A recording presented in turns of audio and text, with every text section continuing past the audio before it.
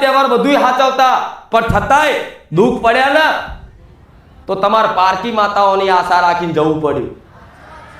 પણ આજ બારેજા ધામ આવી તમને એવો ભરોસો આવ્યો કે ના, જગતમાં કદાચ પારકી માતા કરે ના કરે, પણ મારા ઘેર બેઠો કુળનો દીવો છે ને એ મારો છે, એ મારી હોમું જોશે. થયું કે નહીં? તમારી ભક્તિ વધી, તમારો વિશ્વાસ તમારી માતાઓ પ્રત્યે વધ્યો કે જો સોલંકી પેઢીની કુખાર મેરડી, રોમવારી મેરડી, બહુચર મેરડી આવી છે તો અમારી ચામુંડ મેરડી ચમ નહીં, અમારી મહાકાળી મેરડી ચમ નહીં, અમારી હરસિદ્ધિ મેરડી ચમ નહીં, અમારી ખોડિયાર મેરડી ચમ નહીં, અમારી આશાપુરા મેરડી ચમ નહીં, અમારી શક્તિને મેરડી ચમ નહીં. આજ ભલે લગભગ કોઈ એવી પેઢી બાકી નહીં હોય જે ગુજરાતના પ્રોપર હશે, વર્ષોથી એમના વડવાઓ ગુજરાતમાં રહેતા હોય, એના ઘેર મેલડી ના હોય. હશે, ભાગ્યે જ કોક હશે કે જેના ઘેર મેલડી નહીં પૂજાતી હોય. પણ દીકરાઓ દરેકને કહીશ કે જો કદાચ તમને મારી પર ભરોસો કરતા હોય કે મેલડી જબરી છે તો તમારે મેલડી પૂજવી હોય ને તો તમારા બાપ દાદાની માતા, તમારા ચામુંડાની, તમારી આશાપુરાની, તમારી હરસિદ્ધિના ખાતાની મેલડી કરી અને 5 ફૂલથી વધાઈ લેજો. તમારે બાપ દાદાની મેલડી જાગૃત કરી અને તમારા ઘેર મોકલી દે. એ મેલડીને જેટલા લાડ કરવા હોય એટલા લાડ કરજો. મેલડી પૂજવી હોય તો દુનિયાની પૂજવાની જરૂર નહીં. તમારા ઘેર કુળદેવી બેઠી હોય ને અને એના પ્રાર્થના કરીને કહેજો અમારા વડવાએ ચોક મેલડી પૂજવી હોય ને આપણી પેઢીની કોઈ બાપ દાદાની મેલડી હોય ને તો માં 5 ફૂલોથી તારા વધામણા કરું છું, માં કંકુના પગલે બિરાજમાન થજો. તો મેલડી આકલા પાડતી આવે. મેલડી જેને પૂજવી હોય એના માટે. આ દુનિયા એવી છે કે કોક માતા જબરા કામ કરતી હોય ને તો સ્વાર્થ માટે ઘેર બેઠેલી માતાને હરખી ભાવ ભક્તિ ના હાલે અને મારા જેવી કામ કરવા વાળી માતા હોય ને એને ઘેર જઈને બેહાડી દે, બિરાજમાન કરી દે, દીવા અને મઢ મંદિર બનાવી દે કામ કરાવવા માટે. એટલે તો કુખાર મેરડીએ જાહેરમાં કીધું છે કે તમામ આવનારા મારા વાલા ભક્તોને કહીશ, જો સુધી મારો અવાજ પહોંચતો હોય તો સુધી દરેકને કહીશ કે ક્યારેય તમારા ઘેર મારો દીવો ના કરતા, તમારા ઘેર મને માતાને મંદિર બનાવીને મારી સ્થાપના ના કરતા. કેમ? તમને પ્રશ્ન થાય કેમ? તો એટલા માટે ના પાડું છું કે આજના માણસો સ્વાર્થી છે. કામ કરવા વાળી માતા હોય ને એટલે કામ કરાવવા ઘેર દીવા બત્તી ને આરતીઓ કરે અને 6-12 મહિના કદાચ સારું રહે અને થોડા દાડે કર્મોની દુઃખની પીડા વેટાય ને એટલે મારા જેવી મેલડી નહીં નાખી દે. આ શું ખોટું? મારી વસ્તી માટે હું અનમોલ રતન છું, હું કોઈનું રીરો છું. તો કોઈનું રીરો કોઈને આપી ના દે. અપાય ના અપાય કેમ કે તમે હાચવો નહીં. પણ તમારા બધાને એક વાર્તા, તમારી બધાની એક ઈચ્છા કે આવી માતા અમારા ઘેર હોત તો થાય ને આવું. તો તમારા ઘેર બેઠીને એની એ જ શું, બીજી નહીં.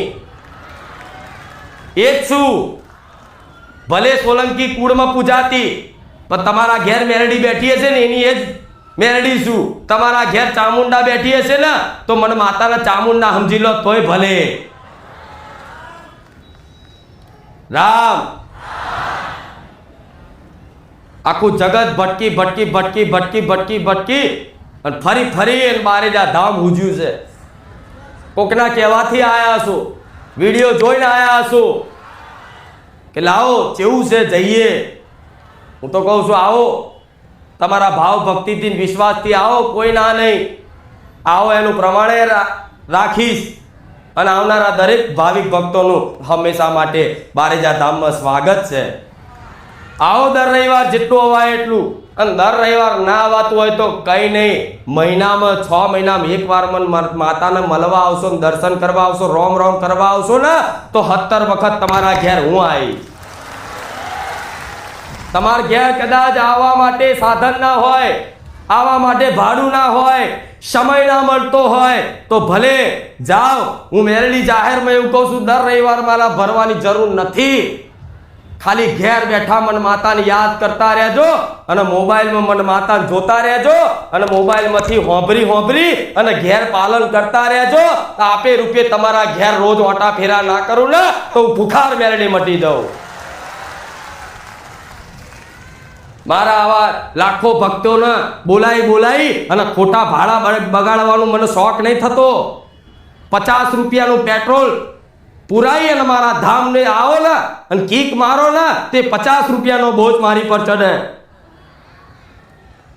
જેવું 200, 500, 1000 રૂપિયા પેટ્રોલ ગેસ પુરાઈને આવો, રિક્ષા લઈને, બાઇક લઈને, ગાડી લઈને કે મોટી લશ્કરી લઈને, એ લશ્કરીના ભાડા 250, 500 રૂપિયા એટલે કદાચ મારા ધામ પાછળ મારા નામથી આલ્યું હોય ને અને મારે જ્યાં ધામ આવ્યા હોય ને તે 500 નો બોજ એ ઋણ મારી મેરડી પર ચડે. પણ 500 રૂપિયા તે ખર્ચી અને ભાડું બગાડીને આયા હોય ને એના 500 ના 5000 કરીને આલું. હું ક્યારે કોઈનું ના રવા દઉં, હું ક્યારેય કોઈનું ના રવા દઉં અને ક્યારેય કોઈનું નહીં રવા દઉં.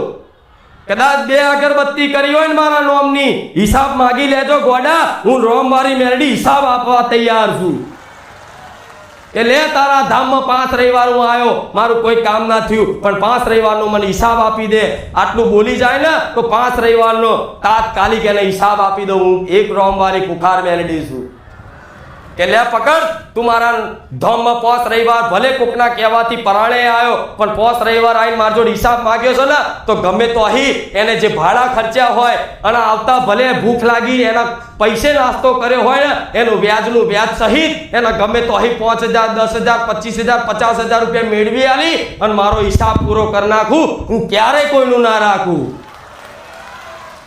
તો તમે તો દર રવિવાર આવો છો, દર રવિવાર આવી અને કાલાવાલા કરી અને ભાવ ભક્તિ પ્રેમથી મારી માતાની વાત સાંભળો છો બેહીન.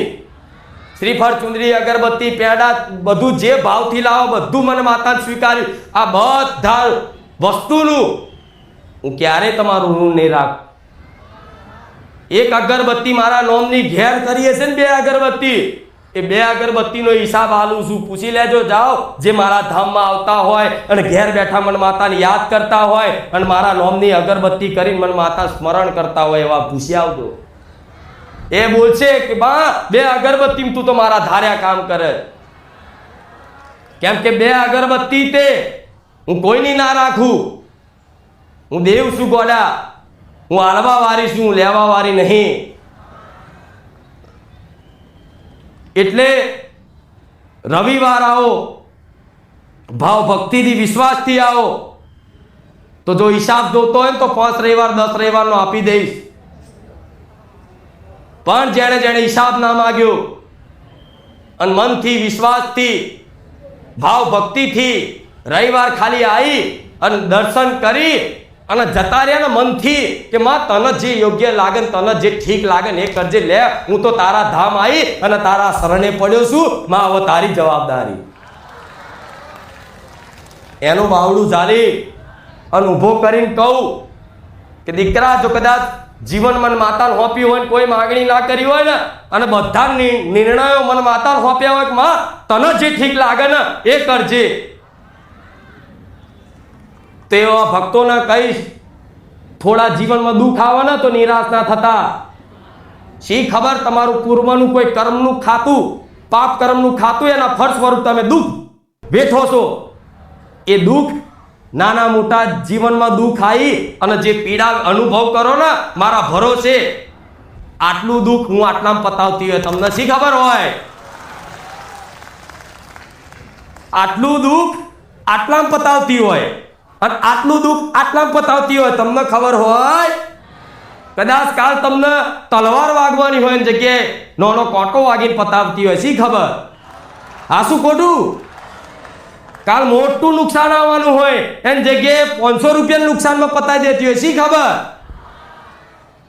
કાલ શરીરમાં કોઈ મોટો રોગ આવવાનો હોય એની જગ્યાએ તમને નાનો મોટો તાવ આવી અને દવાખાને ઇન્જેક્શન લઈને આવીને સારું થઈ જતું હોય એ હિસાબ પતાવતી હોય. શી ખબર? એટલે શંકા કાઢી નાખજો કે માં તારી પર વિશ્વાસ રાખવાથી, તારા ધામ આવવાથી